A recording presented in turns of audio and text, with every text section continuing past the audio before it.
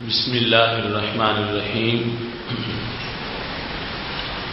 رب اشرح لی صدری ویسر لی امری واحلل عقدۃ من لسانی یفقہوا قولی احمدک اللہم یا مجیب کل سائل والصلاة والسلام علی من هو افضل الوسائل وعلى آله وأصحابه ذوي الفضائل أما بعد فأعوذ بالله من الشيطان الرجيم بسم الله الرحمن الرحيم لا أقسم بهذا البلد وأنت حل بهذا البلد صدق الله العظيم وصدق رسوله النبي الكريم الأمين إن الله وملائكته يصلون على النبي يا أيها الذين آمنوا صلوا عليه وسلموا تسليما الصلاة والسلام عليك يا سيدي يا رسول الله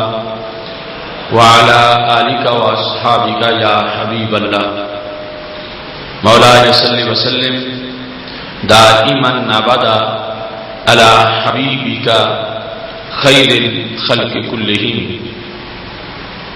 منزه عن شريك في محاسنه فجوهر الحسن فيه غير منقسم محمد تاج رسل الله قاطبة محمد صادق الأقوال والكلم محمد ذکرہ روح لانفسنا محمد شکرہ فرد علی الامم رب صلی وسلم دائما ابدا علی حبیبک خیر الخلق کلہم. اللہ تبارک و تعالی جل جلالہ وعم نوالہ واتم برہانہ وعظم شانہ وجل ذکرہ وعز اسمہ کی حمد و ثنا اور حضور سرور کائنات مفخر موجودات زینت بزم کائنات دستگیر جہاں غم گسار زمان سید سربراں حامی بے کساں قائد المرسلین خاتم النبیین احمد مجتبی جناب محمد مصطفیٰ صلی اللہ علیہ وآلہ واصحابہ وبارک وسلم کے دربار گوہر بار میں ہدیہ درود السلام عرض کرنے کے بعد رونق محفل پیر طریقت حضرت صاحبزادہ پیر سید کرامت علی حسین شاہ صاحب زید مجدہ وارثان منبر و محراب ارباب فکر و دانش معزز و محتشم حضرات و خواتین، رب ذوالجلال کے فضل اور توفیق سے ادارہ صراط مستقیم پاکستان کے زیر اہتمام گوجرانوالا کی سرزمین پر صدر میں سالانہ فہم دین کورس میں آج ہماری گفتگو کا موضوع ہے ریاض الجنہ کی حقیقت اور فضیلت. میری دعا ہے خالق کائنات جل جلالہ ہم سب کو قرآن و سنت کا فہم عطا فرمائے اور قرآن و سنت کے ابلاغ و تبلیغ اور اس پر عمل کرنے کی توفیق عطا فرما. خالق کائنات جل جلالہ نے سید عالم نور مجسم شفیع معظم صلی اللہ علیہ وسلم کو مخلوق میں تمام قسم کی عظمتوں کا محور بنایا ہے آپ کی ذات بابرکات سے نسبت کی بنیاد پر زمان کو بھی شرف ملا ہے اور مکان کو بھی شرف ملا ہے. آپ کی طرف نسبت کی وجہ سے ذوات اور صفات کو اعزاز میسر آیا ہے. انہی نسبت کی عظمتوں کے مظاہر میں سے ایک مظہر ریاض الجنہ کی شکل میں مدینہ شریف میں اس امت کے لیے رب ذوالجلال کا بہت بڑا تحفہ ہے. میری دعا ہے خالق کائنات جل جلالہ سید عالم نور مجسم شفیع معظم صلی اللہ علیہ وسلم کے در پاک کی حاضری کے زیر سایہ سب کو بار بار ریاض الجنہ کی حاضری کا شرف عطا فرما. ریاض الجنہ کا لفظ یقیناً آپ کے دل و دماغ میں موجود ہے. ریاض روضہ کی جمع ہے اور جنت کا لفظ ایک محبوب لفظ ہے. ریاض الجنہ کا لغوی معنی ہے جنت کی کیاریاں، جنت کے باغات اور جنت کے باغیچے. اگرچہ جنت کا اپنا معنی بھی باغ ہے، لیکن اس مقام پر ریاض کے اس کی طرف منسوب ہونے کی بنیاد پر جنت سے مراد وہ حقیقی جنت ہے جس کے بارے میں آپ نے پورا ایک موضوع سنا ہے. سید عالم نور مجسم شفیع معظم صلی اللہ علیہ وسلم نے ارشاد فرمایا ہے. حضرت سیدنا ابو ہریرہ رضی اللہ تعالی عنہ اس کی روایت کرتے ہیں کہ ہمارے آقا صلی اللہ علیہ وسلم نے ارشاد فرمایا ما بین بیتی و منبری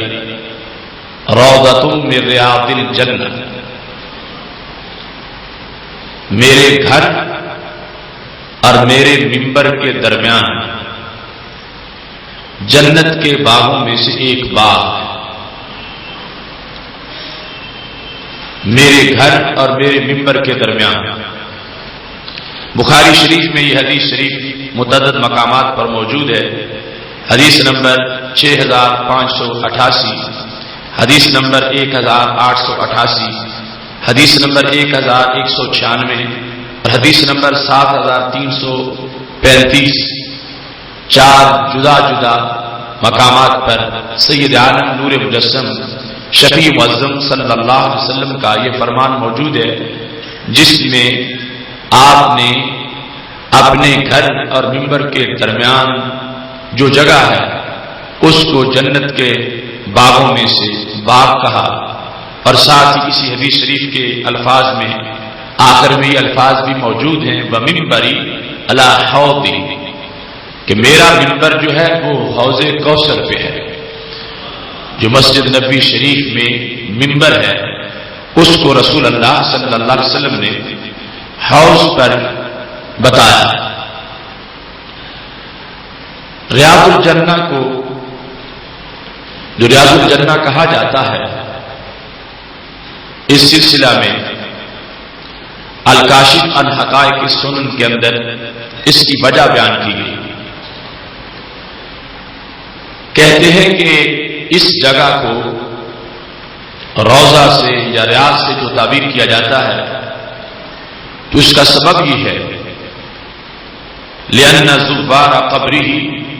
وعمار مسجده من الملائکة والجن والانس لم يزالوا مکبین فیہا علی ذکر اللہ، کہ یہ وہ جگہ ہے جو کبھی ذکر الہی سے خالی نہیں ہوتی،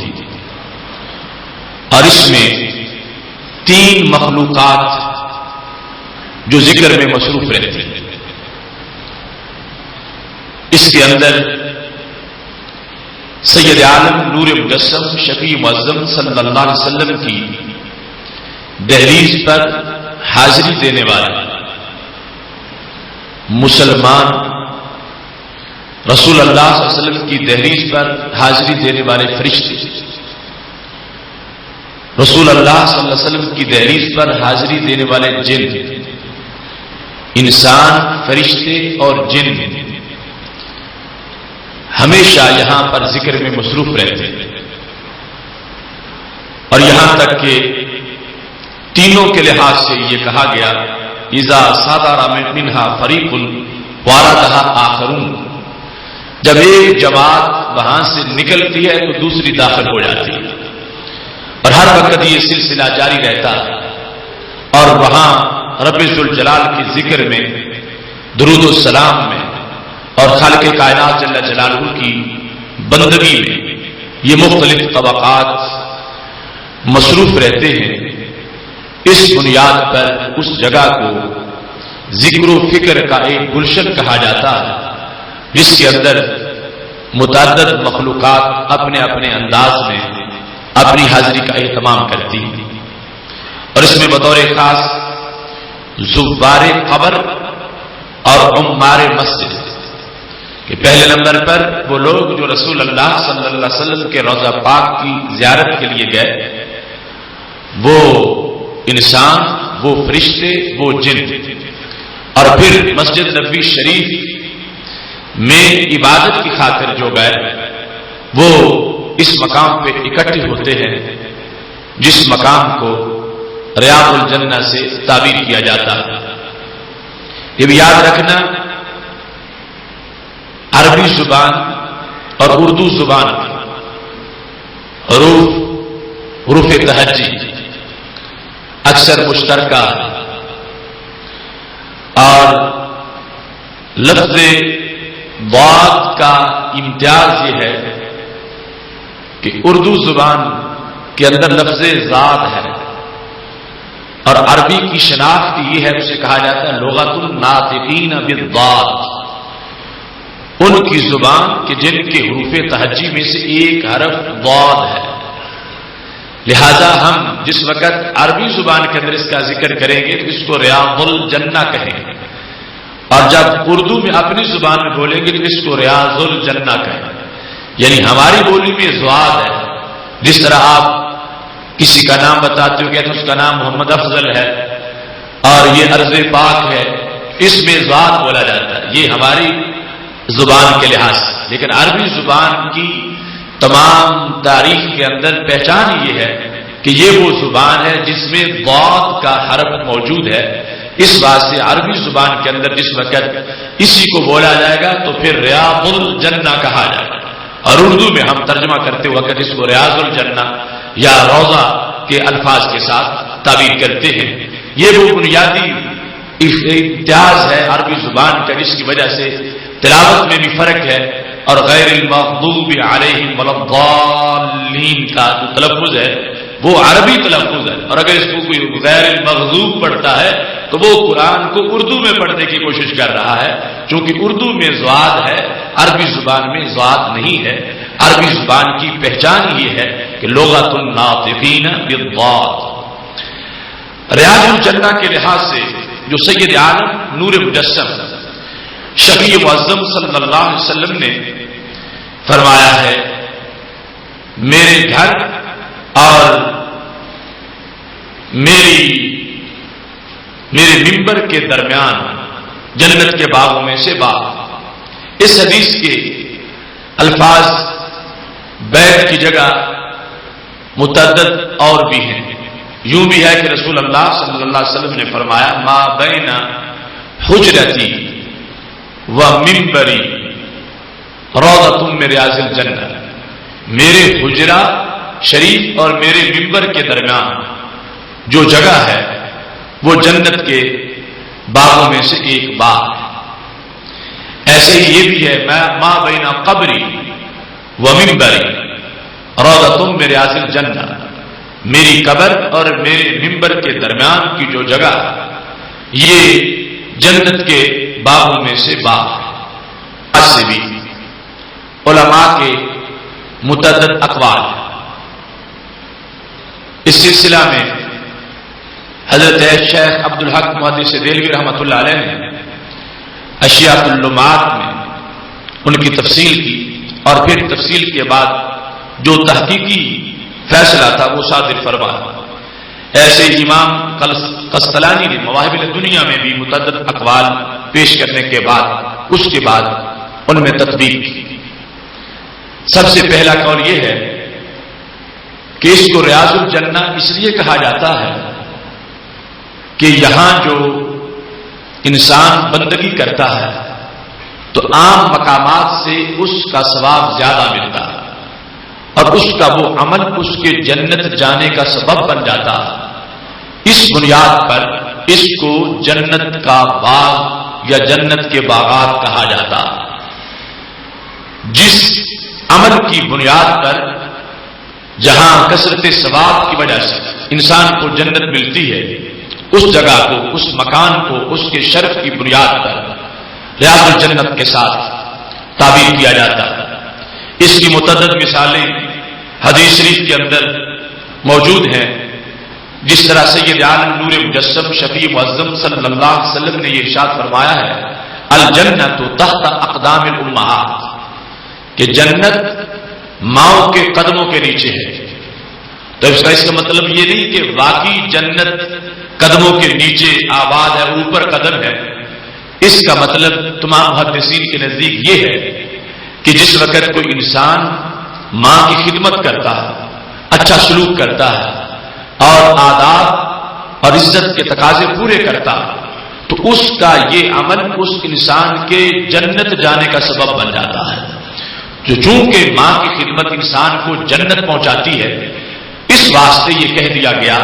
سید عالم نور مجسم شفیع معظم صلی اللہ علیہ وسلم کے فرمان میں کہ جنت ماں کے قدموں کے نیچے واقع ہے. ایسے ہی دوسرے مقام پر سید عالم نور مجسم شفیع معظم صلی اللہ علیہ وسلم کا فرمان ہے الجنت تحت ظلال السیوف، جنت تلواروں کے سائے کے نیچے واقع ہے. تو اس کا مطلب بھی یہ نہیں کہ تلوار جہاں رکھی گئی ہے اس کا جہاں سایہ پڑ رہا ہے تو نیچے جنت ہے. اس کا مطلب یہ ہے کہ تلوار کے ساتھ جہاد وہ عمل ہے جو بندے کو جنت لے جاتا ہے. تو اس بنیاد پر کچھ لوگوں نے، مفسرین محققین نے اس کی وضاحت کرتے ہوئے یہ کہا کہ اس کے ریاض الجنہ ہونے کا مطلب یہ ہے کہ یہاں کی بندگی باعث جنت ہے اور چونکہ کثرت سے ثواب ملتا تو اس بنیاد پر اسے جنت کا باغ مجازن کہہ دیا گیا. چونکہ جنت کا ذریعہ ہے، جنت جانے کا دروازہ ہے، جنت جانے کا سبب ہے تو مجازن جو سبب تھا اسے جنت کہہ دیا گیا. یہ کچھ لوگوں کا اس بارے میں خیال تھا. کچھ لوگوں نے اس کو یوں بھی بیان کیا مجمع ملائکہ و جن و انس کہ دربار ذکر حق می نمائے و تسبیح و تقدیس می کنن، کہ چونکہ یہ مقام ایسا مقام ہے کہ جہاں پر جنتی بیٹھتے ہیں، کیونکہ فرشتے آتے ہیں اور فرشتے آ کے وہاں پر بندگی کرتے ہیں. وہ جنتی مخلوق وہاں جلوہ گر ہوتی ہے. ایسے ہی پھر جنت جانے والے جنہوں نے مایعول میں جنتی بننا وہ آ کے وہاں پہ بیٹھتے ہیں، ملائکہ ہوں جن و انس ہوں. تو اس بنیاد پر ان جنتیوں کی نسبت کی وجہ سے اس جگہ کو ریاض الجنت کہہ دیا جاتا. تیسرا مطلب جو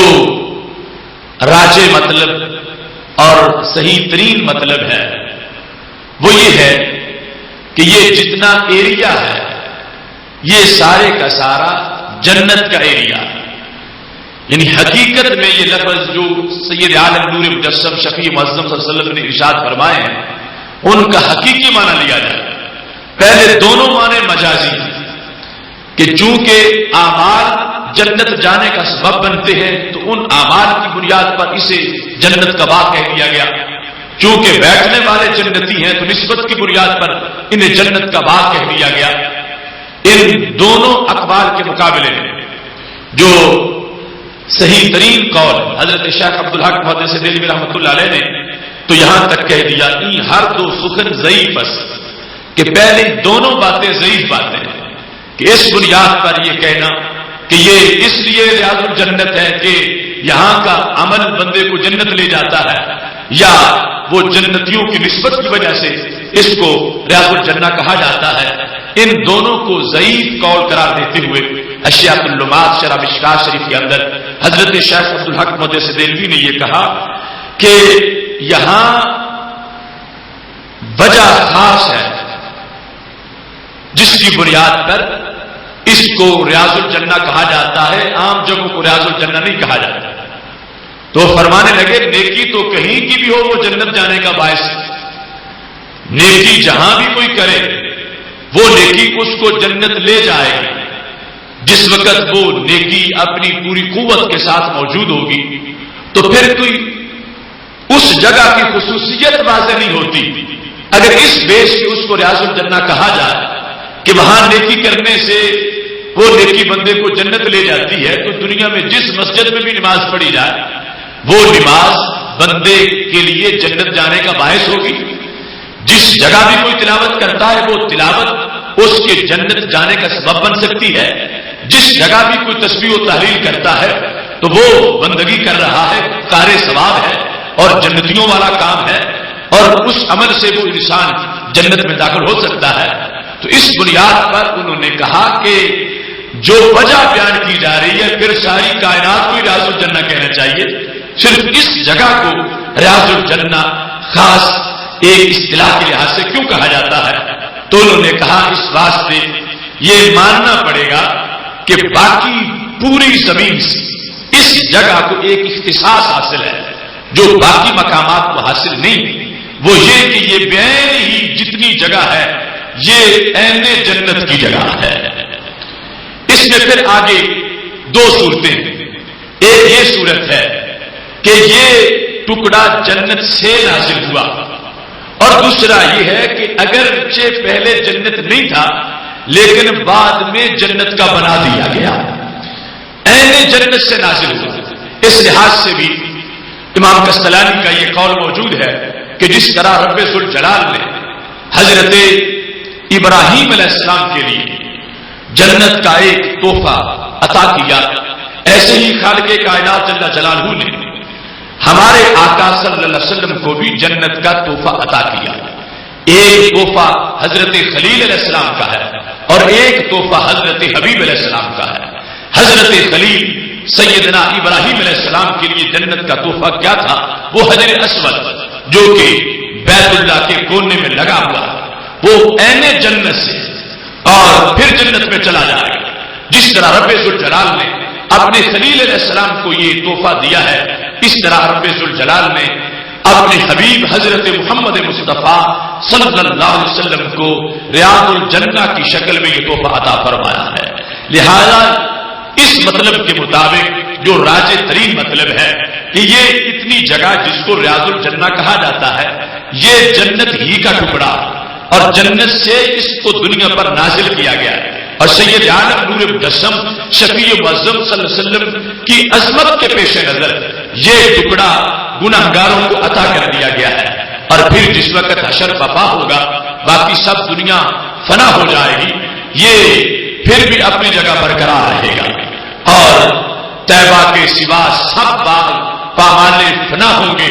دیکھو کہ جہاں والو جب وقت خزاں آیا باقی سارے پامالے فنا ہو جائیں یہ پھر بھی باغ باقی رہے گا. طیبہ کا یہ گلشن پھر بھی مسکراتا رہے گا. اس بنیاد پر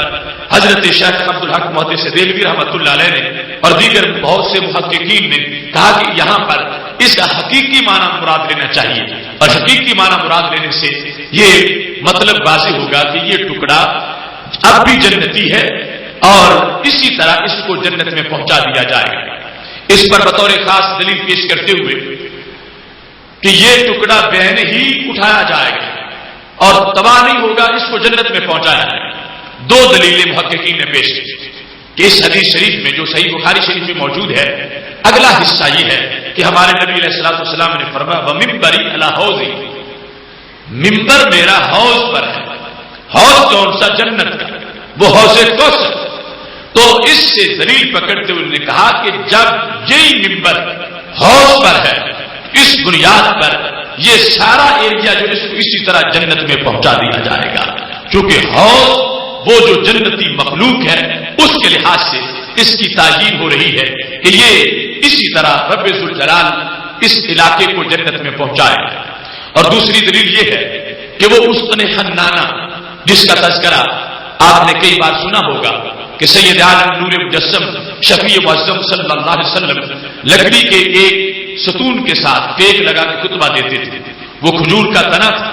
جب ممبر بنا تو میرے نبی علیہ السلام ممبر پر بیٹھنے کے لیے جب اس کے پاس سے گزر کے آگے بڑھے تو حدیث شریف میں ہے صاحت النخلۃ التی کان یخطب عندها، تو اس تنے نے رونا شروع کر دیا جس کے ساتھ نبی علیہ السلام خطبہ دیا کرتے تھے۔ صحابہ کہتے ہیں اس انداز میں رویا حتی کادت ان تنشق، یوں لگتا تھا روتے روتے پھٹ جائے گا۔ میرے نبی علیہ السلام اتنے لجپال ہیں، ممبر پہ بیٹھ چکے تھے مگر لکڑی کے عاشق کے رونے پر نیچے اترا، فاحتضنها واعتنقها، اس سے معانقہ کیا، اس کو اپنے سینے سے لگایا، اس کے سر پہ ہاتھ رکھا، حتی تئن انین السبیل۔ صحابہ کہتے ہیں سیاستہ میں حدیث موجود ہے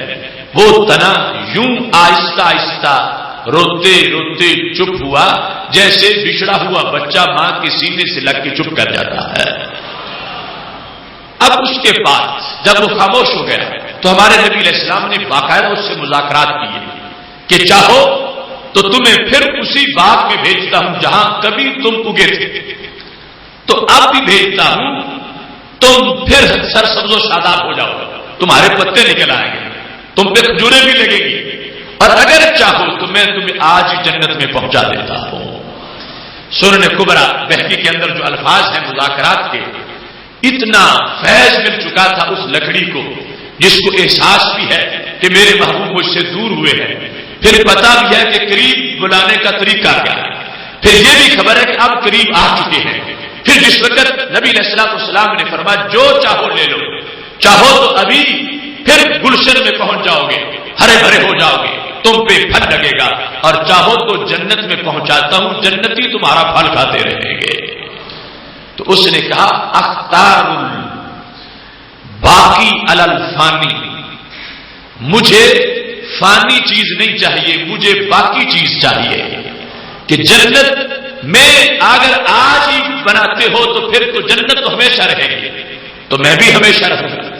اور اگر دنیا کا جو باغ تھا جہاں میں لگا ہوا تھا وہاں اب میں چلا جاؤں تو اعزاز یہ بھی بڑا ہے کہ میں پھر ہرا بھرا ہو جاؤں گا، اور ایسا ہوتا نہیں جو شان مجھے مل جائے گی کہ اس طرح خشک تنا پھر مسکرانا شروع ہو جائے، لیکن بل آ کر قیامت آئے گی مجھے پھر مرجھانا پڑے گا۔ میں چاہتا ہوں مجھے ایسی جگہ پہ پہنچا دو کہ جیسی جگہ پھر مجھے فنا نہیں ہمیشہ کی بقا نصیب ہو جائے۔ تو سید عالم نور مجسم شفیع معظم صلی اللہ علیہ وسلم کے حکم کے مطابق اس کو ریاض الجنہ میں دفن کر دیا گیا۔ تو محققین کہتے ہیں جو سرکار نے وعدہ کیا تھا کہ تجھے آج جنت ملے گی اور پھر جنتی تیرا پھل کھائیں گے، تو وہ وعدہ یوں پورا ہوا کہ اس کو ریاض الجنہ میں دفن کیا گیا، تو یہ بین ہی ٹکڑا اٹھایا جائے گا اور جنت میں پہنچایا جائے گا، اور اس بیس پہ وہاں پھر جا کے اس استن حنانہ کی شاخیں نکلے گی، پھل نکلے گا، اور یہ وہ درخت ہوگا جس کا پھل دنیا میں بھی لوگ کھاتے رہے اور جس کا پھل جنت میں بھی کھانے والے ہیں۔ تو یہ دو آراء ہیں۔ پھر اس کو اہل جنت ماننے کے لحاظ سے بھی اہل جنت یہ ٹکڑا اترا اسی طرح ہے جنت سے، یا پہلے عام زمین کا حصہ تھا لیکن پھر سرکار نے اس کو جنت بنا دیا ہے؟ اب یہ عام زمین کے ساتھ پھر اٹیچ نہیں ہوگا، محشر میں عام زمین سے جدا ہو جائے گا اور اسے یوں ہی جنت میں پہنچا دیا جائے گا۔ اور سید عالم نور مجسم شفیع معظم صلی اللہ علیہ وسلم نے اس کو واضح فرما دیا کہ یہ وہ مقام ہے جو جنت کے باغوں میں سے باغ ہے، اور اس کے اندر رب ذوالجلال نے اتنی عظمتیں اس کو عطا فرما رکھی ہیں۔ یہاں ایک ستی ذہن میں سوال بھی آ سکتا ہے، یا پھر جہاں انکار کی عادت ہے اس کے لحاظ سے، یا آج کے جدید دماغ کی بنیاد پر بھی کوئی پوچھ سکتا ہے کہ جنت کی جو تعریف ہے اس میں یہ ہے کہ جو جنت پہنچ جائے گا اس کو پیاس نہیں لگے گی ہمیشہ کے لیے، لا یسمع آبادا، اس کو کبھی بھی پیاس محسوس نہیں ہوگی۔ جب یہاں بیٹھے ہوئے بندے کو تو پیاس لگ جاتی ہے، بھوک کا احساس ہوتا ہے، اور جنت میں کسی کو سر درد نہیں ہوگا، یہاں درد ہو سکتا ہے، تو کس بیس پہ تم اس کو عین جنت قرار دے رہے ہو؟ اس کا جواب دیتے ہوئے حضرت شیخ عبدالحق محدث دہلوی رحمۃ اللہ علیہ نے اس کو اس انداز میں بیان کیا، فرمانے لگے کہ یہ وہ جگہ ہے جس کی حقیقت تو عین جنت والی ہے، آگے اس کے احکام جو ہیں ان کا اجرا اس وقت ہوگا جس وقت حشر برپا ہو جائے گا، اس کے بعد وہ عین جنت کے احکام، نہ کھانا یعنی بھوک کا احساس نہ ہونا اور پیاس کا احساس نہ ہونا اور اس طرح کی جو امور ہیں ان کا جو اطلاق ہوگا وہ اس وقت سے ہوگا، اور رب ذوالجلال نے اس کو حقیقت ابھی وہ عطا فرما دی ہے، اور یہ خالق کائنات جل جلالہ کی ان حکمتوں کے پیش نظر ہے جو اس نے عین جنت کو چھپا رکھا ہے، اور عین جنت کو چھپانے کی وجہ سے ایمان بالغیب کی شان رکھی ہے اور لوگوں کا امتحان رکھا ہے۔ اس واسطے جب عین جنت خود چھپی ہوئی ہے تو عین جنت کا وہ حصہ جو سامنے موجود ہے اس کو ظاہر کر دیا گیا ہے، لیکن اس کے جو آثار ہیں ان کو کچھ وقت کے لیے نظروں سے اوجھل کر دیا گیا ہے، جیسے سید عالم نور مجسم شفیع معظم صلی اللہ علیہ وسلم نے اس حکمت کے پیش نظر جب جنت کا گچھا اپنے ہاتھ میں پکڑ لیا تھا، صحیح بخاری شریف میں موجود ہے، نماز پڑھاتے پڑھاتے ہاتھ اونچا کیا، پھر ہاتھ نیچے کر لیا، قدم پیچھے ہٹا لیے، صحابہ کرام رضوان نے پوچھا کہ محبوب یہ ماجرا کیا تھا؟ فرمایا میں نے جنت کا گچھا پکڑا تھا مگر میں نے توڑا نہیں ہے، مجھے یہ خیال آیا ہے کہ رب نے جنت چھپائی ہوئی ہے، اگر میں توڑ لوں گا تو جنت ظاہر ہو جائے گی اور پھر امتحان کے جو تقاضے ہیں ان کے اندر خلل آ جائے گا، میں نے رب کی حکمتوں میں مداخلت کو اچھا نہیں سمجھا، اس واسطے میں نے اس گچھے کو توڑ دیا ہے۔ تو یہ چیز تھی کہ جس کو ظاہر ہی نہیں کیا، آگے ظاہر کرتے پھر لوگ کھاتے تو پھر ایک نیا اس سے انکشاف ہوتا۔ یہ ریاض الجنہ کی شان یہ ہے کہ اس کو ہمارے نبی علیہ السلام نے ظاہر فرما دیا ہے، اس کو نامزد کر دیا ہے، اور ساتھ اس کے جو آثار ہیں ان پر ظاہر کے لحاظ سے پابندی لگا دی گئی ہے کہ جس وقت حشر برپا ہوگا اسی کے اندر وہ ساری خصوصیات موجود ہوں گی جو رب ذوالجلال نے حقیقی جنت میں رکھی ہوئی ہیں، اور کتنی بڑی قیمت ہے۔ میرے نبی علیہ الصلوۃ والسلام کا فرمان ہے موضع صوت من الجنت خیر من الدنیا وما فیہا، ایک گز مربع جنت کی قیمت اگر کوئی ساری دنیا بیچ کے پوری کرنا چاہے تو پوری نہیں کر سکتا، اتنی قیمتی ایک گز مربع جنت ہے۔ تو رب ذوالجلال نے میرے محبوب علیہ السلام کو امت کے تحفے کی خاطر کئی گزوں پر مشتمل جنت کا ٹکڑا دنیا میں ہی عطا فرما دیا ہے۔ اس کی تعین کے لحاظ سے امام زرقانی کا یہ قول آگے میں پیش کرنے والا ہوں، ساتھ حضرت شیخ عبدالحق محدث دہلوی نے اس کی ایک اور جہت کو بھی بیان کیا، فرمانے لگے کہ یہ انداز جو ریاض الجنت کا ہے اگرچہ در حسن ظاہر عظیم عالمی نمایاں کہ اگرچہ اپنی بناوٹ کے لحاظ سے یہ جگہ اسی جہان کی لگتی ہے کہ جس طرح باقی زمین ہے ایسے یہ بھی زمین ہے، اور دیکھنے میں بندے کو فرق نہیں لگتا کہ باقی جنت نہیں اور یہ جنت ہے۔ فرمانے لگے دردیدہ باطن ازاں عالم است، اگر کوئی روحانی آنکھ سے دیکھے تو اسے فرق نظر آئے گا، دیدہ ظاہر میں فرق نظر نہیں آتا، اور دیدہ باطن میں حضرت شاہ کہتے ہیں فرق نظر آتا ہے۔ اور پھر فرمانے لگے کہ اصل میں کمی ریاض الجنت میں نہیں، کمی بندے کی آنکھ میں ہے۔ وہ آدمی تا محجوب وہ حجب طبیعت ظلمانیہ باشد و گرفتار از عادت بشری، کہ جس وقت بندہ اپنی بشری عادت اور طبیعت کے اندر لپٹا ہوا ہے اس وقت تک اسے اس کی حقیقت کا پوری طرح پتہ نہیں چلتا، اور جس وقت ایک انسان کثرت عبادات کی وجہ سے اس کے اندر نور پیدا ہو جاتا ہے، وہ ظلمت سے رہا ہو جاتا ہے، اس کے باطن کی آنکھ روشن ہو جاتی ہے۔ شیخ فرماتے ہیں اسے دنیا میں ہی جنت کا نظارہ ہو جاتا ہے۔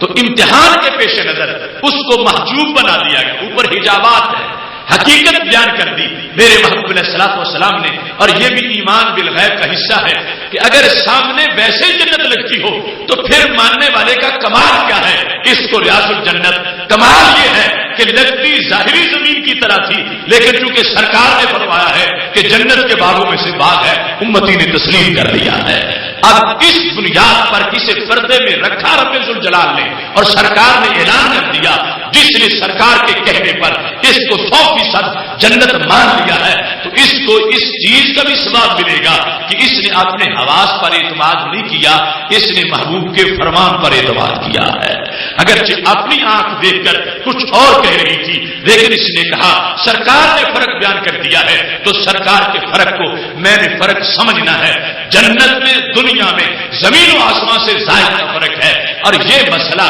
لوگوں کو اس بات کی وضاحت کرنے والا بھی ہے جس وقت میرے محبوب علیہ السلام کا تحفہ اسے سمجھنے کے لیے یہ ظاہری آنکھ کافی نہیں تو محبوب کی اپنی حقیقت کو سمجھنے کے لیے ظاہری آنکھ کا فیصلہ کیسے درست ہو سکتا ہے؟ جب وہ حصہ زمین کا جو ظاہری زمین لگتی ہے لیکن چھپی ہوئی جنت ہے اور اس پر پردے ڈال دیے گئے ہیں، ایسے ہی میرے محبوب علیہ السلام کی اس سے کہیں زیادہ جو حقیقت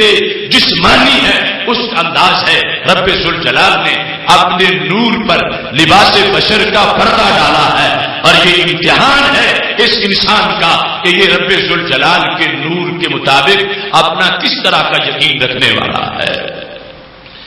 ریاض الجنہ کے لحاظ سے جو اس کی پیمائش بنتی ہے، چونکہ سید عالم نور مجسم شفیع معظم صلی اللہ علیہ وسلم کے فرمان میں بیت اور منبر کے درمیان کی جگہ کو ریاض الجنہ سے تعبیر کیا گیا، تو اس کا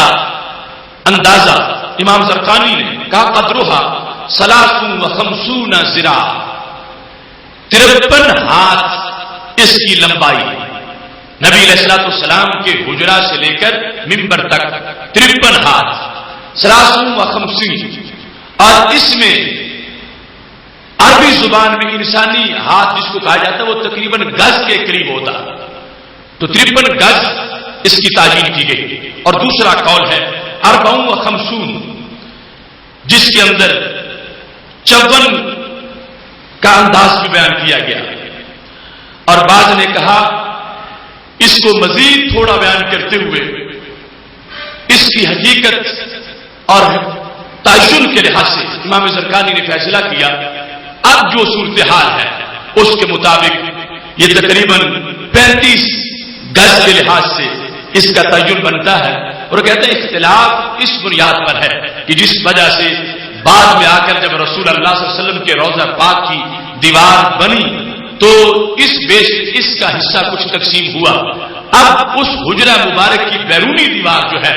اس سے لے کر آگے منبر شریف جو سید عالم نور مجسم شفیع معظم صلی اللہ علیہ وسلم کا منبر مبارک ہے اس تک جو ہے اس کو بعض لوگوں نے اپنے انداز میں بیان کیا ہے۔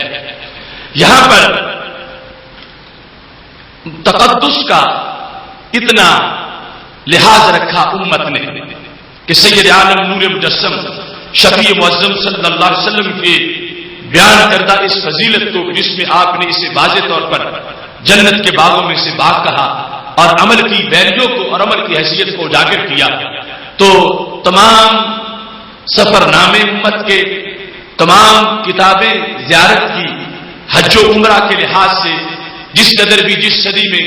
مختلف تعریفات کی گئی، اس مقام کی عظمت کو اجاگر کیا گیا اور لوگوں نے تقدس کے حصول کے لیے اپنے زرعی کام جو ہے ان کا کچھ نہ کچھ حصہ وہاں بیٹھ کر کرنا اسے اپنے لیے سعادت سمجھا. یہاں تک کہ ذہبی نے سیر الاعلام النبلاء میں لکھا ہے کہ حضرت امام بخاری رحمۃ اللہ علیہ کی مشہور زمانہ کتاب صحیح بخاری شریف، اس کی تصنیف کے دوران حوالہ محمد بن اسماعیل تراجم جامعہ بین قبر رسول اللہ صلی اللہ علیہ وسلم ومنبرہ، کہ حضرت امام بخاری رحمۃ اللہ علیہ نے اپنی بخاری اگرچہ 16 سال میں لکھی لیکن بخاری کا جو سکیچ تھا، خاکہ جو تیار کیا، اس کے ابواب ہیڈنگ جو عنوان بنا، عنوان کے نیچے پھر بعد میں حدیثیں لکھی، وہ مکمل بخاری شریف کی اول سے لے کر آخر تک جتنے عنوان تھے حضرت امام بخاری رحمۃ اللہ علیہ نے سارے ریاض الجنہ میں بیٹھ کے مکمل فرمایا. اور ان کا یہ یقین تھا کہ نبی علیہ الصلوۃ والسلام نے جو برکت بتائی ہے اس برکت کے پیش نظر برکت ہر کام میں ہے. آج وہاں اگر کوئی لکھتا ہوا انسان مل جائے تو اس پر بدعت کا فتویٰ لگایا جاتا ہے کہ تم سمجھتے ہو کہ یہاں بیٹھ کے لکھوں گا تو میرے لکھنے میں برکت آ جائے گی. اس طرح اس عقیدے کو رد کرنے کی کوشش کی جاتی ہے، جبکہ حضرت امام بخاری رحمۃ اللہ علیہ نے اپنی صحیح بخاری کے سارے ابواب جو ہے اس جگہ لکھے اور جو ان کی تاریخ کبیر ہے امام بخاری کی، اس کو انہوں نے اپنے محبت کے انداز میں رسول اللہ صلی اللہ علیہ وسلم کے روضہ پاک یعنی مواجہ شریف کے سامنے بیٹھ کر اس کا بہت سا حصہ مکمل فرمایا ہے. آج اس لحاظ سے بھی اس بحث کو اجاگر کرنے کی ضرورت ہے کہ روضہ کے لفظ سے کچھ لوگوں نے سید عالم نور مجسم شفیع معظم صلی اللہ علیہ وسلم کی قبر شریف پر جو لفظ روضہ کا اطلاق کیا جاتا ہے اس لفظ روضہ کو خلاف شرع کہنا شروع کر دیا. آپ میں سے ہر شخص یہ کہتا ہے میں روضہ رسول صلی اللہ علیہ وسلم کی زیارت کرنا چاہتا ہوں اور میں روضہ رسول کی تڑپ رکھتا ہوں اور میں روضہ رسول پر جانا چاہتا ہوں. بچہ بھی کہتا ہے، بڑا بھی کہتا ہے، ہر ایک کی یہ محبت کا انداز ہے کہ لفظ روضہ بولتے ہی سب سے پہلے جو چیز دماغ میں آتی ہے وہ محبوب علیہ الصلوۃ والسلام کا در پاک ہے. لیکن حسد، بغض، جہالت اور کم بختی کی انتہا ہے کہ کچھ لوگوں نے صرف زبان سے نہیں فتویٰ میں یہ لکھ دیا کہ نبی علیہ الصلوۃ والسلام کی قبر کو قبر کہو، روضہ نہ کہو. روضہ کہنا خلاف شرع. آپ حیران ہوں گے کہ ایسی بھی کوئی مخلوق ہو سکتی ہے کہ جو اتنا حسد رکھے، اتنا بغض رکھے نبی علیہ الصلوۃ والسلام کے ساتھ کہ سرکار دو عالم صلی اللہ علیہ وسلم کی آرام گاہ اور وہ حصہ زمین کا جو عرش سے بھی افضل ہے، جہاں میرے نبی علیہ الصلوۃ والسلام کا جسم مبارک جلوہ گر ہے، اس پر لفظ روضہ کے اطلاق کے لحاظ سے آج آ کے نام نہاد امتیوں نے یہ کہنا شروع کر دیا کہ صرف قبر رسول کہو، صرف قبر نبی علیہ السلام کہو، اس کو روضہ کہنا ناجائز. شاید کوئی یہ سمجھ رہا ہو کہ یہ ہوائی باتیں ہیں. میرے پاس اس وقت یہ دورۃ الحج پورا چھپا ہوا موجود ہے، منہج و دورۃ الحج، جو سعودی عرب میں جو بیرونی لوگ ہیں ان کو جو کورس کرایا جاتا ہے، یہ وہ کورس ہے حج کا جس کے اوپر المکتب التعاونی للدعوۃ والارشاد یہ لکھا ہے. اور یہ دورۃ الحج باللغت الاردیہ،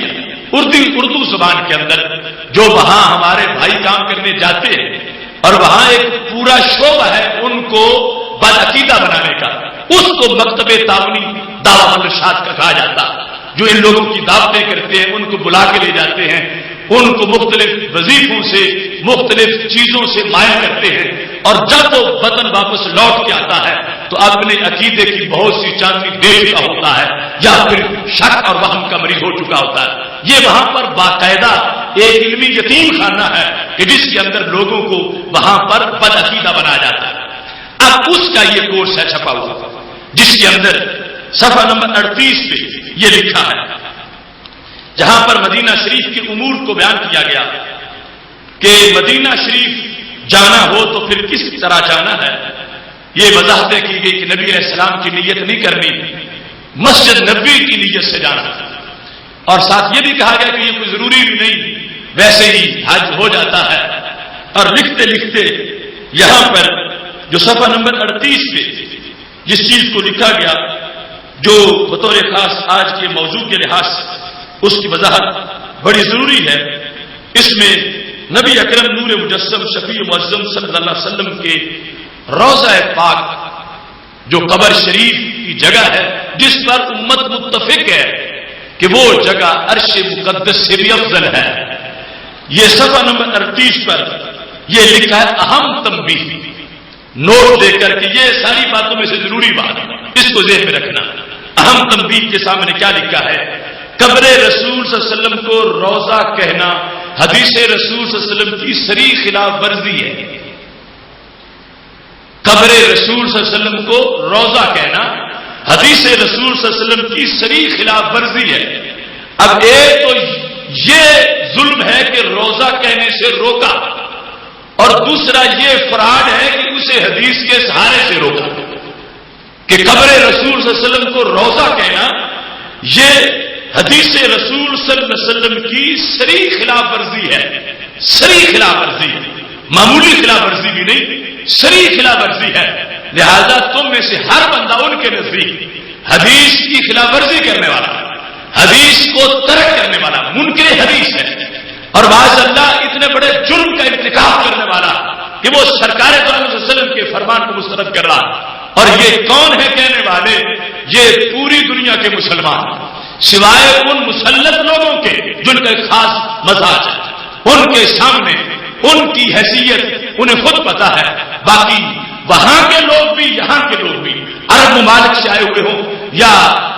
یورپ کنٹریز سے ہوں، جہاں سے بھی ہوں، سب کے دلوں کے اندر یہ نقش موجود ہے.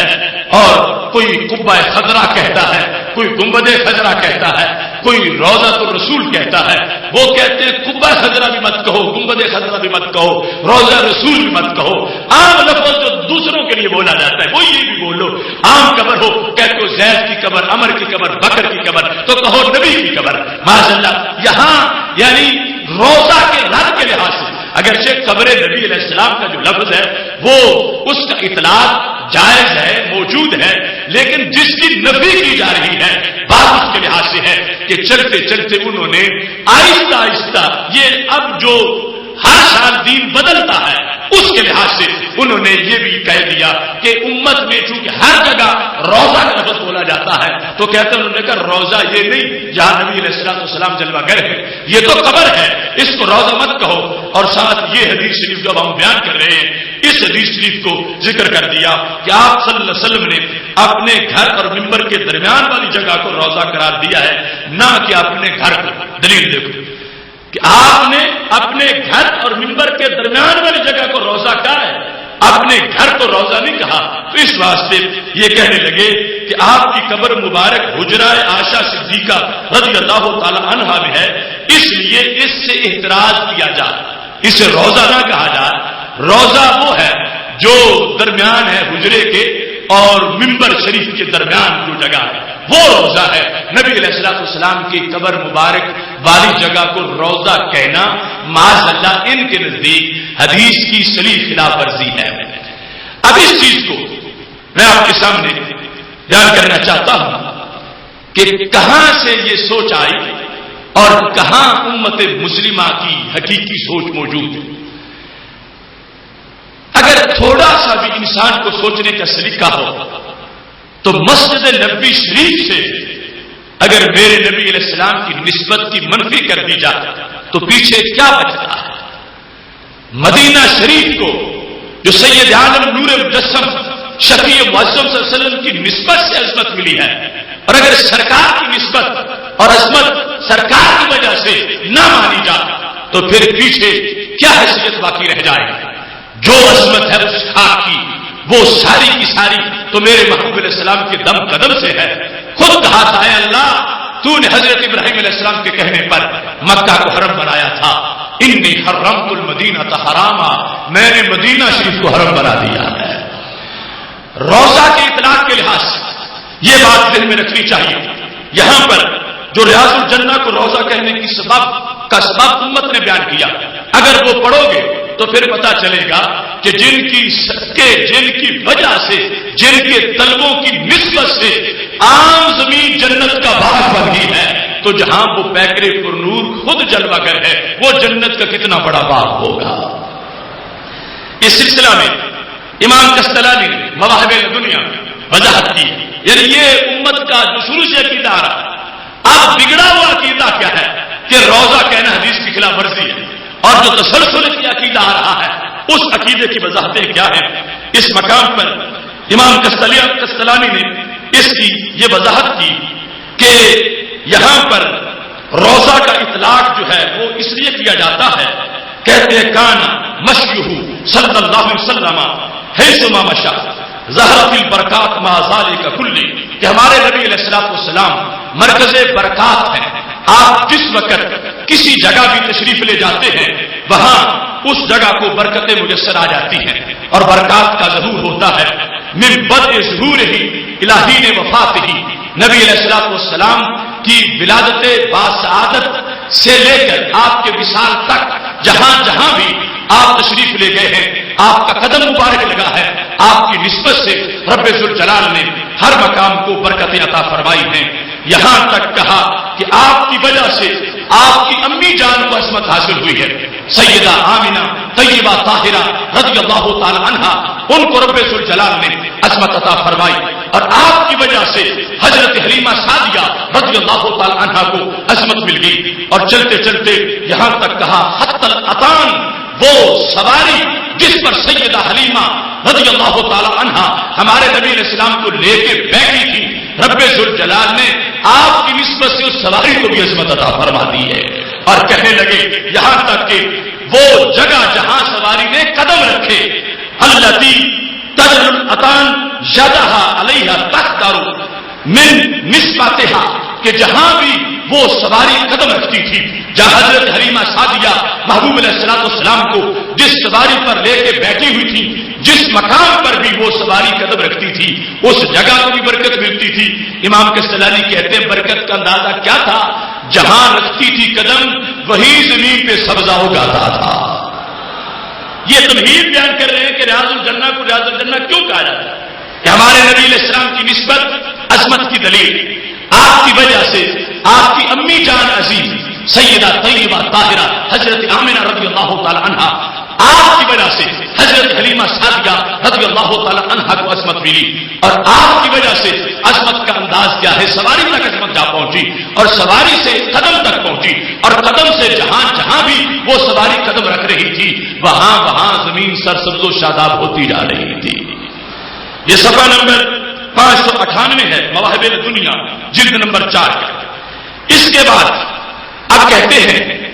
کہ لما شاءت القدرہ انہ لا بد لہ من بیت ولا بد لہ من منبر، جب قدرت نے چاہا کہ ہمارے نبی علیہ السلام کا ایک گھر بھی ہوگا اور ایک منبر بھی ہوگا، اور یہ جو گھر اور منبر کا علاقہ ہے جتنی نسبت اسے قدموں کی ملے گی اتنی کسی جگہ کو نہیں ملے گی۔ گھر سے نکلنا ہے منبر کی طرف جانا، منبر سے مراد مصلی بھی ہے جہاں نبی علیہ السلام کھڑے ہو کے جماعت کراتے ہیں۔ اب یہ جو ایریا ہے اس کو نسبت میسر ہے، اس نے بار بار میرے محبوب کے تلوے چومنے ہیں، اس نے بار بار سید عالم نور مجسم شفیع معظم صلی اللہ علیہ وسلم کی طرف منسوب ہوتے ہوئے عظمت پانی ہے۔ اس بنیاد پر حضرت امام قسطلانی کہنے لگے کہ یہ اس وقت صورتحال تھی، وانہ بالضرورۃ یکثر ترددہ صلی اللہ علیہ وسلم بین المنبر والبیت، ساری ظاہری حیات جو مدینہ شریف میں جا کے گزری ہے اس میں بار بار آنا جانا تھا۔ تردد کا معنی یہاں پر آنا جانا ہے، منبر اور بیت کے درمیان کا جو علاقہ تھا وہاں فالحرمۃ التی اوتیا اذا کان من مسہ واحد بمعاشرتہ او بواسطہ حیوان او غیرہ تظہر البرکہ والخیر فکیف مع کثرۃ تردادہ، کہنے لگے جب سواری پہ ایک بار بیٹھے تھے تو برکت زمین تک پہنچ گئی تھی، تو جس زمین پہ بار بار چلے ہیں اور بار بار قدم رکھے ہیں اس پر پھر برکت کتنی زیادہ ہوگی۔ اس بات سے کہا ریاض الجنہ، اگر ریاض الجنہ بنی ہے تو سرکار کے قدموں سے بنی ہے، سرکار کی نسبت سے بنی ہے، سرکار کی فیض سے بنی ہے، اور اس بنیاد پر جو عظمت نبی اکرم نور مجسم شفیع معظم صلی اللہ علیہ وسلم کے پیکر سے مست ہونے کی وجہ سے جب عام زمین خاص بن گئی ہے تو وہ پیکر جہاں خود جلوہ گر ہے وہ کتنا بڑا جنت کے باغوں میں سے باغ ہوگا. یہاں یہ بات بھی ذہن میں رہے. امام کستلانی نے سوال کیا کہ ہو سکتا ہے کہ اس پر کہے کہ پھر پورا مدینہ شریف ہی ریاض الجنہ ہونا چاہیے کیونکہ پورے مدینہ شریف میں قدم رکھتے رہے محبوب علیہ الصلوۃ والسلام کے, تو پھر پورے مدینہ شریف کو ریاض الجنہ کہنا چاہیے. اس اعتراض کا ذکر کر کے کہتے ہیں فل جواب انہ قد حصل للمدینہ تفضیل لم يحصل لغیرها کہ معترض یہ اعتراض کر کے فارغ نہ ہو جائے, ہم اس کو جواب سے ضرور معمور کریں گے. کہا پورا مدینہ بھی کب محروم رہا ہے کہ سید عالم نور مجسم شفیع معظم صلی اللہ علیہ وسلم کی نسبت سے مدینہ پورا ایریا جو ہے اس کو رب نے وہ فضیلت دی ہے جو اور جگہوں کو عطا نہیں فرمائی. لہذا پھر بھی فرق ہے, جہاں قدم زیادہ لگے ہیں وہ جگہ اور ہے, جہاں قدم تھوڑے لگے ہیں وہ جگہ اور ہے. جہاں عام قدموں کے یعنی تھوڑے نشانات ان کو میسر آئے اس زمین کو وہ بھی فضیلت پا گئی, وہاں بھی دجال داخل نہیں ہوگا, وہاں بھی وبا نہیں آئے گی, وہ بھی اللہ کا برکتوں سے معمور ہو گیا. لیکن جو 5 نمازوں کے وقت اور اس کے علاوہ بھی جہاں مسلسل میرے محبوب علیہ الصلوۃ والسلام کا آنا جانا ہے اور جہاں جلوہ گری ہوتی ہے اس مقام کو رب ذوالجلال نے محبوب کے غلاموں کے لیے جنت کے باغوں میں سے باغ بنا دیا ہے.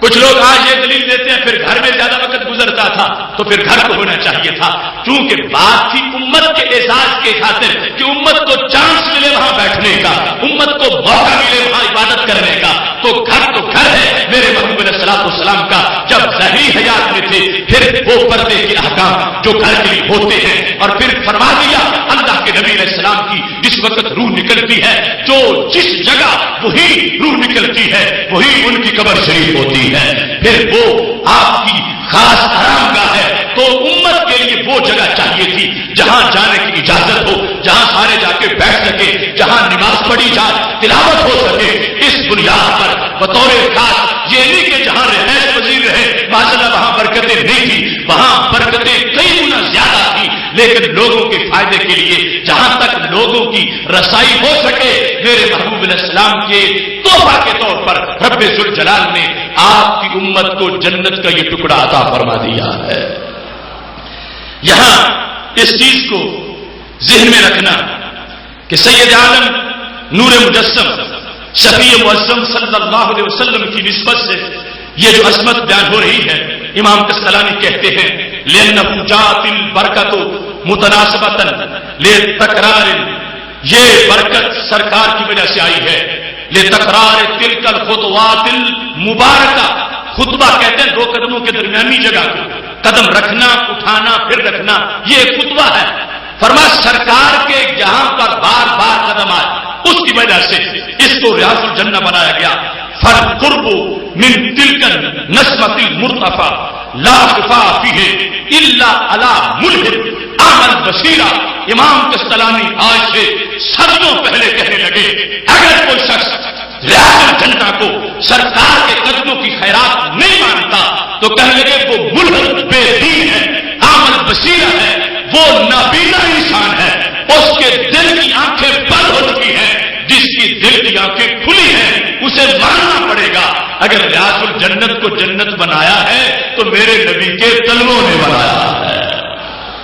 ملحد اور عامل بصیرہ یہ لفظ بولے, رب بصیرت ماری گئی اس شخص کی جو ایسی بات کرے گا. اور حالانکہ آج والی بات اس وقت نہیں ہوئی تھی کہ روزہ کہنا ہی ناجائز ہو جائے, وہ محض ایک استفہام کے انداز کے اندر انہوں نے پہلے سوال ذکر کیا اور پھر جواب ذکر کر دیا کہ کبھی اگر کوئی منکر بنے تو اس کے لیے بتایا جائے کہ ریاض الجنہ کو سرکار کے اس مقام پر جو سرکار کی قبر شریف ہے اس پر فضیلت مت دینا. وہ جگہ بالاتفاق امت کے نزدیک, باقی مدینہ مکہ شریف کا آپس میں تقابل ہے, کسی نے کہا مکہ شریف افضل, کسی نے کہا مدینہ شریف افضل. وہ تقابل اس جگہ کے علاوہ ہے جس جگہ ہمارے نبی علیہ السلام جلوہ گر ہیں. وہ قبر شریف والی جگہ کا مکہ سے کوئی تقابل نہیں ہے اور مکہ شریف کا اس سے کوئی تقابل نہیں ہے. وہ جگہ بالاتفاق عرش سے بھی افضل ہے. اس بنیاد پر سید عالم نور مجسم شفیع معظم صلی اللہ علیہ وسلم کی نسبت سے روضہ کو روضہ کہنا نصیب ہوا، وہ ریاض الجنت والا روضہ تو جو قدم رکھیں تو عام جگہ روضہ بن جائے، جہاں وہ خود جلوہ گر ہیں اس کو روضہ کہنا حدیث کی خلاف ورزی نہیں، دین کی حقیقت کا بیان ہے۔ اس سلسلہ میں اس چیز کو بھی ذہن میں رکھنا چاہیے کہ اگر انسان بغض کا مارا ہوا نہ ہو، حسد اس میں نہ ہو، تو یہ بات سمجھتے ہوئے اسے کوئی دیر نہیں لگتی، کیونکہ ہمارے آقا صلی اللہ علیہ وسلم نے ریاض الجنہ کا لفظ اس کے علاوہ بھی کئی چیزوں پہ بولا، اور وہ تم سمجھتے ہو ہر بندہ کہ زبان رسالت محمد صلی اللہ علیہ وسلم سے جن کو ریاض الجنہ کہا گیا ان میں سے کتنی چیزیں ہیں جن کو تم اپنے عام سمپل عقل سے بھی محبوب علیہ الصلوۃ والسلام کے روضہ کے مقابلے میں کبھی نہیں لا سکتے۔ کس کس کو ریاض الجنہ کہا گیا حدیث صحیح میں موجود ہے۔ سید عالم نور مجسم شفیع معظم صلی اللہ علیہ وسلم کا یہ فرمان ترمذی شریف میں موجود ہے، حدیث نمبر 3510، مسند امام احمد میں حدیث نمبر 12114، اس کے اندر یہ الفاظ موجود ہیں۔ ہمارے نبی علیہ الصلوۃ والسلام فرماتے ہیں اذا مررتم بریاض الجنۃ فرتعوا، جب تم جنت کے باغات کے پاس سے گزرو تو وہاں سے کچھ کھا لیا کرو، لغوی معنی ہے چر لیا کرو، تو انسان کیونکہ چرتے نہیں اس واسطے فرتعوا کا معنی ہے کچھ کھا لیا کرو، جب جنت کے باغات کے پاس سے گزرو تو وہاں سے کچھ کھایا کرو۔ قالوا یا رسول اللہ صلی اللہ علیہ وسلم وما ریاض الجنہ، صحابہ نے پوچھا یا رسول اللہ صلی اللہ علیہ وسلم آپ جو فرما رہے ہو کہ جنت کے باغات کے پاس سے گزرو تو کھا لیا کرو، وہ جنت کے باغات کیا ہیں؟ کیسے ہم وہاں سے گزر سکتے ہیں اور کیسے پھل کھا سکتے ہیں؟ تو میرے نبی علیہ الصلوۃ والسلام نے فرمایا ریاض الجنہ حلق الذکر، جہاں بیٹھ کے دنیا کے کسی کونے میں تم ذکر کرو گے وہی جنت کا باغ ہے۔ ریاض الجنت حلق الذکر، اب ہلکا ذکر کو ریاض الجنہ کہا، حدیث صحیح ہے جامع ترمذی میں موجود ہے۔ اب اپنے علاقے میں پاکستان میں گوجرانوالہ میں اپنے گھر میں جہاں تم نے بیٹھ کے ذکر کیا، ذکر کی نسبت سے اسے بھی ریاض الجنہ کہا گیا۔ اب کون ہے احمق جو یہ کہہ رہا ہو کہ میرا گھر تو افضل ہے اور جہاں نبیوں کے سردار تشریف فرما ہے وہ جگہ یہ لفظ روضہ کے لائق نہیں، میرا گھر تو روضہ کہلا سکتا ہے اور سرکار کا در روضہ نہیں کہلا سکتا، یہ بلند کا بھرا ہوا کہہ سکتا ہے۔ جس کو دین کی شناخت حاصل ہے اسے ماننا پڑے گا کہ ان کی حدیث کے حکم سے ہم نے اپنے گھر بیٹھ کے ذکر کیا، ان کے صدقے ہمارے گھر کو شریعت نے ریاض الجنہ کہہ دیا۔ تو جو اس طرح ریاض الجنت بانٹتے پھر رہے ہیں ان کے اپنے پیکر کی برکتوں کا عالم کیا ہوگا۔ ایسے ہی دوسرے مقام پر سید عالم نور مجسم شفیع معظم صلی اللہ علیہ وسلم کا فرمان مشکاۃ شریف میں موجود ہے، صفحہ نمبر 70 پر میرے محبوب علیہ الصلوۃ والسلام سے حضرت سیدنا ابو ہریرہ رضی اللہ تعالیٰ عنہ روایت کرتے ہیں،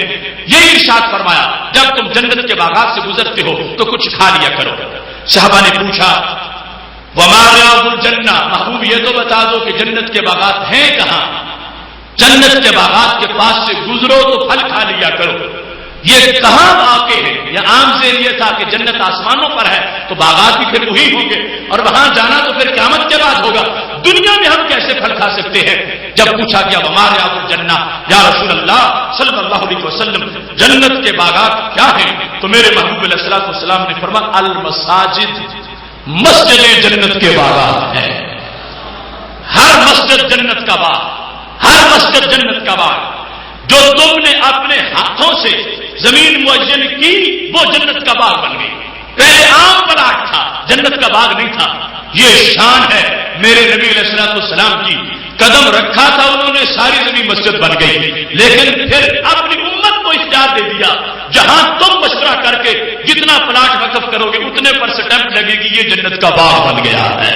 تعظیم تمہاری ہوگی، رحمت ہماری ہوگی، تم معین کرتے جاؤ گے، ہم اس کو ریاض الجنہ بنا دیں گے۔ اب بتاؤ تمہارے محلے کی مسجد جو ہے اس کو محبوب علیہ الصلوۃ والسلام کے قول سے ریاض الجنہ کہا گیا، تو گھر میں جو حل کا ذکر ہے اس کو ریاض الجنہ کہا گیا۔ جو میرے محبوب علیہ الصلوۃ والسلام نے تو کرم کیا کہ گھر گھر ہر جگہ ریاض الجنہ بن جائے، کیا علاج ہے اس بخیل سوچ کا، اور کیا علاج ہے اس بیمار دماغ کا کہ جنہوں نے اتنا کرم کر کے ہمیں محلے محلے میں ریاض الجنہ بنا دی، یہ سرکار کے در کو ریاض الجنہ کہنے کو ناجائز قرار دے رہے ہیں۔ وہ حبیب پیارا تو عمر بھر کرے فیض و جودی سر بسر، ارے تجھ کو کھائے تپے سکر، تیرے دل میں کس سے بخار ہے؟ کہ جو سرکار نے اتنی جنتیں بانٹی، ان کا جو کاشان اقدس ہے اس پر ریاض الجنہ روضہ کا لفظ بولنے سے آج وہ کترانے لگے، بلکہ فتوے دینے لگے کہ جو بولتا ہے حدیث کی خلاف ورزی کرتا ہے۔ تو یہ دلیل سامنے آ گئی کہ جب بغض نبی آئے تو مت ماری جاتی ہے، عقل ختم ہو جاتی ہے، اور اگر یہ بغض نبی نہیں تو اور کیا مجبوری تھی ان کو اس حج کورس میں لکھنے کی؟ کیا دنیا کے باقی مسائل سارے حل ہو گئے ہیں؟ اس مسئلے کی وضاحت لازمی تھی۔ حاجی کو یہ پڑھانا ضروری ہے کہ اللہ کے نبی علیہ السلام کی جو قبر شریف ہے اس کو روزہ نہ کہا جائے، اور روزہ کہنے والا حدیث کی خلاف ورزی کر رہا ہے۔ یہ بیماری کا اظہار تھا۔ عام لوگ کہتے ہیں کہ نہیں وہ بغض کے مارے ہوئے نہیں، ان میں حسد نہیں۔ اب بتاؤ حسد نہیں تو اور کیا ہے؟ یہی بغض ہے اس دماغ کا کہ جنہوں نے محبوب علیہ السلام کا فیض اتنا ہے کہ انہوں نے تو دنیا میں ریاض الجنہ تقسیم کر دیے ہیں، اور یہ سرکار کے کاشانہ کو روزہ کہنے کے لیے تیار نہیں۔ بلکہ اس سے آگے دلیل، چونکہ وقت تھوڑا ہے اس کو سمیٹتے ہوئے گفتگو کو اپنی بات بڑھاتا ہوں۔ میرے نبی علیہ السلام نے بانٹتے تو ایک ایک شہر میں مسجدوں کے علاوہ ہزاروں ریاض الجنہ بنا دی۔ مسجدیں حلقہ ذکر تو اپنی جگہ رہ گئے، ان کے علاوہ بھی ریاض الجنہ ہے۔ کیسے؟ سید عالم نور مجسم شفیع معظم صلی اللہ علیہ وسلم کا فرمان ترمذی شریف میں باب صفت القیامہ کے اندر موجود ہے، اور اس حدیث کو حسن کہا گیا، اور یہاں پر مشکاۃ شریف میں بکا اور خوف کے باب کے اندر وہ حدیث شریف موجود ہے۔ طویل فرمان تھا میرے نبی علیہ السلام کا کہ انسان جس جگہ اس نے دفن ہونا ہوتا ہے اس جگہ کی انسان کے ساتھ بڑی نسبت ہوتی ہے۔ جب مر کے پہنچتا ہے اگر نیک ہو تو وہ قبر والی جگہ کہتی ہے جب تو زمین پہ چلتا تھا مجھے اس وقت بھی تو اس سے بڑا پیار تھا، اب آیا ہے تو اب میں بہت اچھا سلوک تو اس سے کروں گی، اور اگر برا تھا تو وہ زمین کہتی ہے تو مجھے دنیا میں نہیں بھاتا تھا، اب میرے اندر آ گیا، اب دیکھ میں تیرا کیا حشر کرتی ہوں۔ تو نبی علیہ السلام نے یوں ہاتھوں میں ہاتھ ڈال کے کہا، وہ اس کو ارد گرد سے دباتی ہے زمین، قبر کی دونوں جو دیواریں ہیں، تو اس کی دائیں پسلیاں بائیں چلی جاتی ہیں، بائیں دائیں چلی جاتی ہیں۔ یہ بیان کرنے کے بعد میرے نبی علیہ السلام کا فرمان سنو، فرمایا قبر کی دو تعریفیں ہیں، ایک ہے مومن کی قبر اور ایک ہے کسی بدبخت کا گڑھا۔ میرے محبوب علیہ السلام کے الفاظ سنو، کیا رحمت کیا برکت دی ہے۔ فرما انما القبر روضۃ من ریاض الجنہ اور حفرۃ من حفر النار۔ اور میری گفتگو کا خلاصہ یہ ہے کہ لوگوں قبر کی دو حیثیتیں ہیں، قبر یا تو جنت کے باغوں میں سے باغ ہوتی ہے یا جہنم کے گڑھوں میں سے گڑھا ہوتی ہے۔ اب دیکھو بطور خاص قبر کس کی؟ مومن کی جو نیک ہے، اس مومن کی قبر کو ریاض الجنہ کس نے کہا؟ میرے نبی علیہ السلام۔ مومن کی قبر کو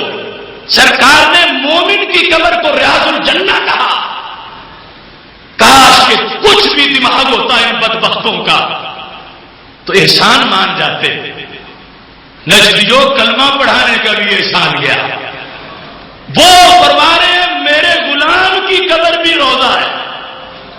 سرکار فرما رہے ہیں میرے غلام کی قبر بھی روضہ ہے، اور یہ کیا کہتے کتنے جاہل ہیں، کہتے ہیں سرکار کی قبر شریف کو روضہ کہنا حدیث کی شریف خلاف ورزی۔ کوئی مانے گا کہ انہوں نے دین پڑھا ہوا؟ یہ حدیث یا حدیث رسول نہیں کہ میرے نبی علیہ السلام نے فرمایا کہ انما القبر روضۃ من ریاض الجنہ، کہ جس نے میرا کلمہ پڑھا اگرچہ 15ویں صدی میں پیدا ہوا، اگرچہ اجر میں اس نے وفات پائی، پنجاب کے کسی شہر کی مٹی میں دفن ہو گیا، فرما میرے عشق کی چاندنی لے کے گیا ہے تو قبر گڑا نہیں، قبر جنت کے باغوں میں سے باغ ہے۔ دیکھو نا سرکار کا کرم دیکھو، اور ان لوگوں کی بدبختی دیکھو۔ محبوب अलैहिस्सलाम तो हर कब्र जो मोमिन की है सालिक उसको रोजा कह रहे हैं, वही लफ्ज़ रोजा के साथ ताबीर किया। और मुकाबले में दूसरी चीज तो है ही क्या, न हुफरा, या गड़ा है या रोजा, दूसरों की गड़ा, मेरे गुलामों की रोजा। अब इनका पता नहीं क्या इरादा है, जो रोजा कहना हराम करार दे रहे हैं, रोजा कहना सरकार की कब्र शरीफ को भी नाजायज करा रहे हैं। तो फिर अपनी के बारे में तो खुद ही जो जन्नत में कोई सीट खाली नहीं है, तो बढ़ के जहन्नम में बड़ा मदीना, वो सूरत हाल इनके इस अंदाज से नजर आ रही है कि सरकार ने तो कर्म किया, फरमा मेरे गुलामों की कब्र भी रोजा है, और ये कहते सरकार की कब्र भी रोजा नहीं है, उसको रोजा कह रहे, हदीस की खिलाफ वर्जी है। तो रोजा के मुकाबले में महबूब अलैहिस्सलाम की कब्र शरीफ तो वो अर्श से मुकद्दस मकान है, लेकिन इन्होंने अपने लिए जो फैसला कर दिया वो ये है कि जब नबी अलैहिस्सलाम की कब्र को रोजा नहीं कह सकते तो फिर अपनी को भी नहीं कह सकते, जब अपनी को भी नहीं कह सकते तो अपनी रोजा के मुकाबले में जुमला है वो मेरे नबी अलैहिस्सलाम ने फरमा वो फिर जहन्नम के गढ़ों में से गड़ा है, जो रोजा नहीं है वो इनकी कब्र वो फिर जहन्नम के गढ़ों में से गड़ा जाएगी। क्या अपनी पसंद है इन लोगों की, सरकार के बूथ में यह पता न चला कि हम अपना कितना नुकसान कर रहे हैं। मेरे नबी अलैहिस्सलाम ने रियाजुल जन्ना का उन्वान जो था इसके तहत कितना नूर बांटा है, मस्जिद नबवी शरीफ के उस मकाम से लेकर तुम्हारे घरों तक, मस्जिदों तक, कब्रिस्तानों तक, जहां देखते हो उस हकीकी रियाजुल जन्ना का नूर नजर आ रहा है। ये मेरे नबी अलैहिस्सलाम का दिया हुआ फैज है। इस बुनियाद पर हम यहां बैठे भी रियाजुल जन्ना में, वहां बैठे भी रियाजुल जन्ना में, हाँ वो जो रियाजुल जन्ना है उस पर यहां के हल्का जिक्र की जगह, यहां की मस्जिदों की जगह, यहां के अंदाज जो है ये उसके सदके में सब कुछ मिले हैं जिस जगह को मेरे महबूब अलैहिस्सलाम ने अपने तलबों से जन्नत के बागों में से बाग बना दिया है। मोहतरम सामीन हज़रात, आज का ये मौजू कई वजूह से अहम मौजू है और बिलखुसूस जो बुग़्ज़ नबी अलैहिस्सलाम के लिहाज वारदातियों का अंदाज था, मैंने दलील के साथ उसकी हकीकत और उसके 5 जवाबात तुम्हारे सामने बयान किए। और ये किस्मत है हमारी कि अल्लाह ने हमें चुना है उनकी फजीलत बयान करने के लिए, और उनके दिन बुरे आ गए कि उन्हें हर वक्त तलाश है कि यहां से भी कमी होनी चाहिए, ये भी नहीं होना चाहिए, वो भी नहीं होना चाहिए। अब इनका क्या खर्च हो रहा था कि सरकार की कब्र शरीफ को रोजा कहा गया, तो ये आगे पाबंदी लगाना चाहते हैं कि ये खिलाफ वर्जी हो रही है, खिलाफ वर्जी हो रही है। ये किस कुरान का इनकार है, किस हदीस का इनकार है, कैसे खिलाफ वर्जी हो रही है। मैंने अहादीस से 5 अहादीस पेश करके ये वाज़ेह कर दिया कि मेरे महबूब अलैहिस्सलाम की कब्र शरीफ को रोजा कहना ये हदीस से खिलाफ वर्जी नहीं बल्कि हदीसों कुरान के हुक्म का ऐलान हो रहा है। ला उक़सिमु बिहाज़ल बलद व अंत हिल्लुम बिहाज़ल बलद, अल्लाह ने तो उनकी निस्बत से पूरे शहर की कसम उठाई है, पूरे मकाम की कसम उठाई है, उनकी निस्बत की वजह से सारी असमतें मिली हैं। इस बुनियाद पर मसलक हक अहले सुन्नत व जमात ही वो मसलक है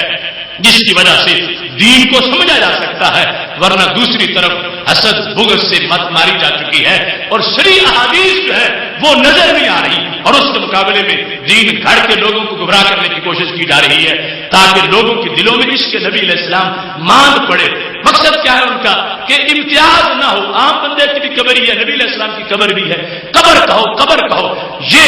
एक आम से लफ्ज की तरफ लाने की उनकी पीछे सोच है। और यही फिर जाके आगे जनमारक के खाकों से जाहिर होती है कि जिस वक्त इन्होंने मनसब नबूवत को बयान करते हुए अपना सामने रखा हुआ है, दुनिया में भी बाहर में भी जाहिर में कहते हैं हमारे भी 2 हाथ, उनकी भी 2 हाथ, हमारे भी 2 कदम, उनकी भी 2 कदम, और बादल के साथ उनकी भी कब्र, हमारी भी कब्र। इस तरह का अंदाज जो है इन्होंने आगे जाके काम खराब किया है। अगर नमूस रिसालत और हुर्मत रसूल सल्लल्लाहु अलैहि वसल्लम पर पहरा दे सकता है तो वही नजरिया जो सुफ़ा से चल के यहां तक पहुंचा है। मोहतरम सामीन हज़रात, चूंकि आज सवाल जवाब की नशिस्त भी साथ मौजूद थी, इस वास्ते अगरचे टाइम काफी हो गया है, चंद सवालात के जवाब देते हुए अपनी गुफ्तगू को खत्म करता हूं।